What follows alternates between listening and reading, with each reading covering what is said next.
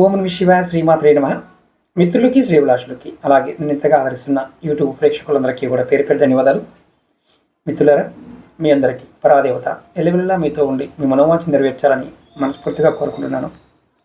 ఈ వీడియోలో చాలామంది గురువు గారు మేము పూజ చేస్తున్నామండి, ప్రసాదం తీసుకుంటున్నాము, తీర్థం తీసుకుంటున్నాము, అలాగే పువ్వులు నైవేద్యాలు సమర్పిస్తున్నాము, శాస్త్రంలో ఎక్కడైనా సరే వీటి గురించి వర్ణన ఉందా, అంటే ఏవి తీసుకుంటే ఎటువంటి ఫలితాలు కలుగుతాయి అని చాలామంది అక్కచెల్లెళ్ళు అడగడం జరిగింది.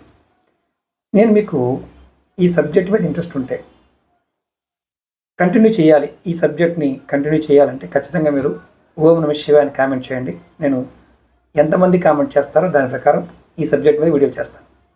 ఈరోజు మాత్రం మీకు షార్ట్ వీడియోలు పెద్ద వీడియోలో కూడా చెప్తాను.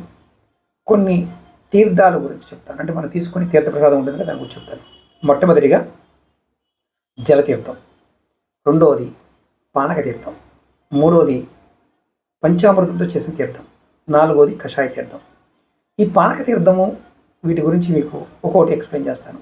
మొట్టమొదటిగా పంచామృత తీర్థం. మనం ఈ తీర్థాన్ని మన విగ్రహాలకి శివలింగానికి అభిషేకం చేస్తూ ఉంటాం పంచామృతాలతో.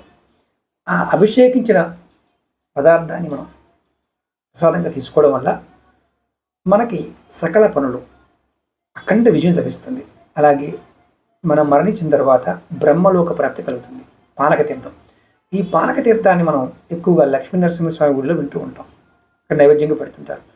పానకాల స్వామి, లక్ష్మీ నరసింహస్వామి అహోబిలంలోను మంగళగిరిలోను ఈ పానక తీర్థాన్ని ఇస్తూ ఉంటారు. ఈ పానక తీర్థం స్వామివారికి కొంత ఇచ్చిన తర్వాత, మనం సేకరించిన తర్వాత కొంత మనం ప్రసాదంగా తీసుకుంటాం.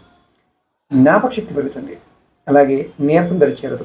ఎవరికైనా మధుమేహ వ్యాధితో బాధపడుతున్న వారికి ఖచ్చితంగా అదుపులో ఉంటుంది. అలాగే ఇంకొకటి ముఖ్యమైనది ఏంటంటే శరీరంలో కొత్త ఉత్సాహం వస్తుంది. అలాగే బీపీ ఉన్నవారికి నోరు ఎండిపోతూ ఉంటుంది, ఆ తల తిరగటం లాంటివి తగ్గుతాయి. అలాగే ఆకలి బాగా వేస్తుంది, శరీరంలో ఉండే వేడి ఆటోమేటిక్ తగ్గుతుంది.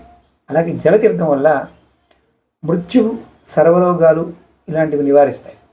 కష్టాలు దుఃఖాలు ఉపశమనం పొందుతారు.